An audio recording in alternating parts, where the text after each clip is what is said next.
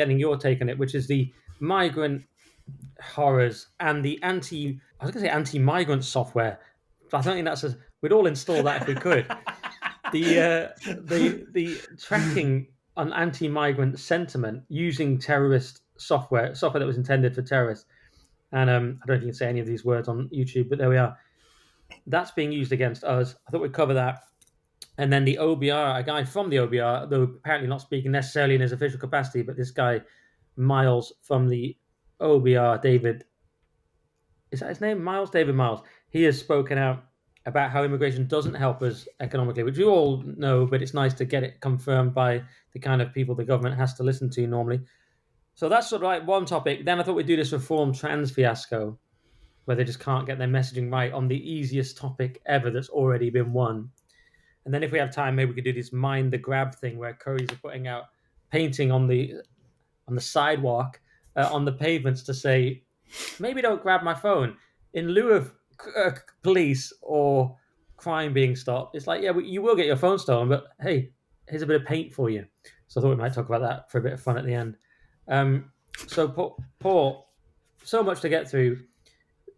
The migrant situation has got so out of control that we've just had the Afghans who assaulted a 12-year-old girl, and there was one of them strangled her, which is so unbelievably sick. And that was in Warwickshire. And George Finch, the 19-year-old Reform Council, has been speaking out about it, and the police have been trying to say he revealed things, and he's saying he didn't. So it's all controversial. But the police have been accused of a cover-up. Then you had the 10-year-old who was an attempted kidnap in Wilmslow in Greater Manchester.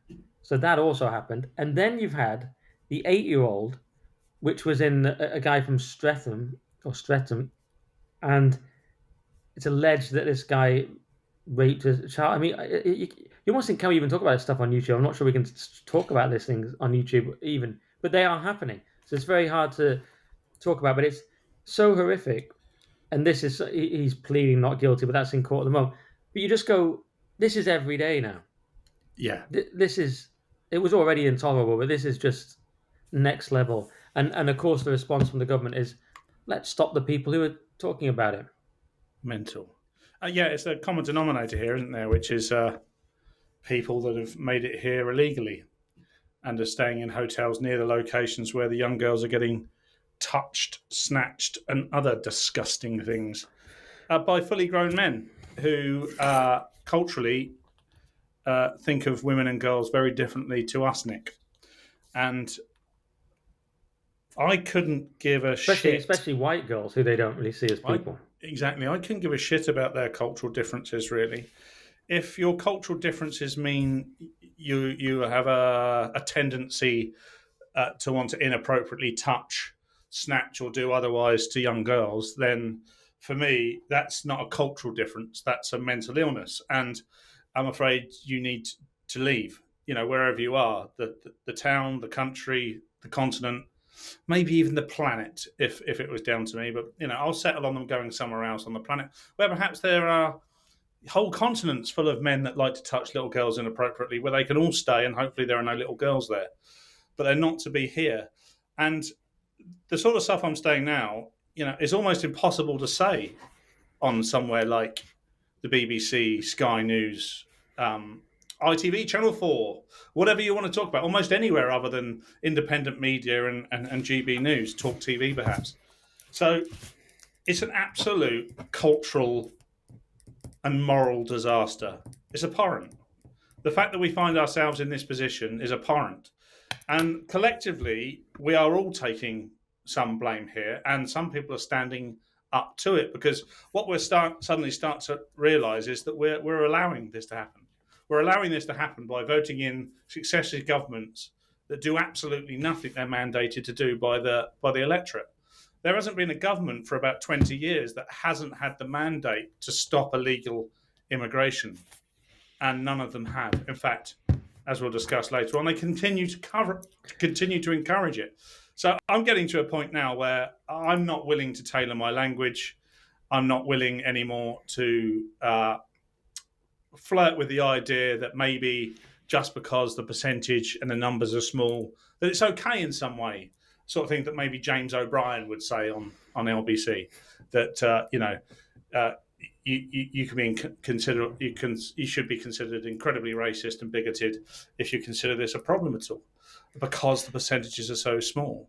Yeah, it's Uh, certainly true that legal immigration is so-called is the main thing, but it doesn't mean that. But so then, how many illegal immigrant rapes are acceptable? Is it how many? What's your number? Is what I ask those people. But yeah, it's certainly true that obviously legal immigration is the massive problem, and we so don't here, shy away from that either. one is too many. An attempt is too many. And I tell you what, gaslighting the whole country into thinking it's not a problem doesn't help, and that's the victims.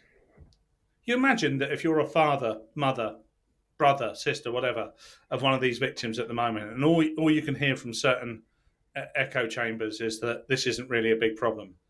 When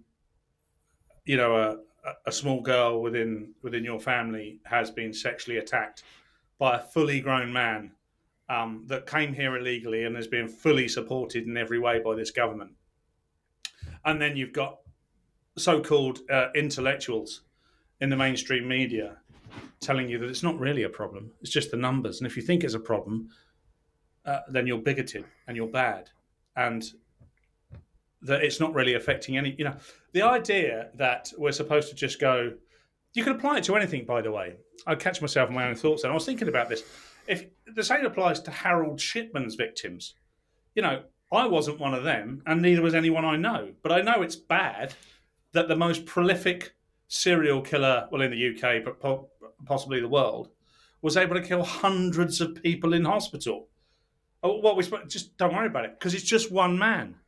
Whereas in this case, this is hundreds of men, and as you've already pointed out, this is happening on a daily basis. There is a new story every single day, and the problem is when you just keep ignoring it, then it becomes just part of the background noise.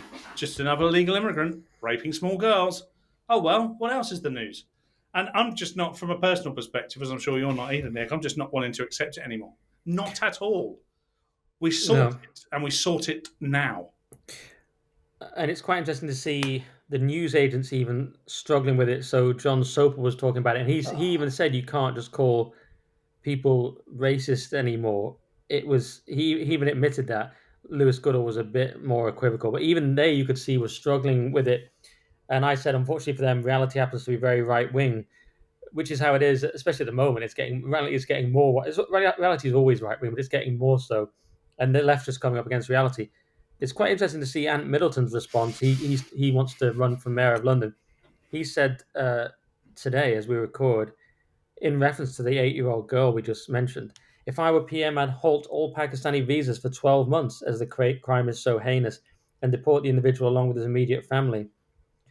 Zero tolerance must be put in place along with unmistakable deterrent policies. So he's becoming incredibly based. I mean, I think travel bans for countries that particular have been particularly bad in the grooming guys is completely reasonable, and take all foreign aid from them, and if they complain, escalate from there. But that's my take. And what would really happen? Yeah, Let's play it through. nothing. What would really happen if you said no, no more of that? And we're because we base most of what we do on our own cultural values. Um, we've now applied our own internal cultural values to the rest of the world, and they simply don't. It doesn't work. It doesn't apply to the rest of the world. They don't think about things. We're taken advantage of because of our cultural values, because we're a sort of relatively speaking, entirely low crime in the sense of this type of sexual crime. And by the way, I'm not saying that these type of crimes aren't committed by people within our culture. Not at all. No, we But always have to hear that. We may as well address that. It's a per capita thing, isn't it? There's all, of course, in a majority white country, there's going to be a certain amount of that. the point is here, why bring it in? Why bring it in knowing that that's exactly what you're doing? Come look at this. Come in and do this. I mean, it is utterly outrageous. And why? Particularly with regards to illegal immigration, why? What are the benefits to us? Why are you not just turning them around? Why are you not just doing something very serious to make sure that they don't come back? And I've got a whole. If the government are listening and they want some ideas, get into my DMs. I've got two or three great ideas, Sure, they really good are. ideas, which I don't want to share now. But I've got some really good ideas of They're what, already in there, Paul, which we'll get onto. They've got this tracking software. yeah, they can get. But yeah, there's a certain strain of people that one, they see no distinction between British people and anyone else. They think the whole world just open, and they think everyone's the same. So they say, well, why aren't you mentioning that the majority, that white people commit the majority, blah blah? It's like, well, one, because they don't disproportionately commit it in massive numbers. Like, what is it? Afghans are 22.5 times more likely to commit sexual assault. That's one. Two, it's a big difference, as you even imply, between your own domestic population, where you're going to have a certain amount of crime that's your problem to deal with, versus external problems. It's like if something happens in your own family, you go, that's annoying that my brother's done that, but he's in my family, so I have to try and reckon with it. Depending on what level it was, there might be a level where you couldn't accept it, but that would be your problem. But if it's another family, it's not your problem. And we understand this. So when it comes to the country, we have a certain amount of crime that is our problem, and a certain amount of crime that we don't need, as you're saying, like imported, pointless, needless crime, and it is different. And if you think it's not different, you're a globalist, liberal weirdo.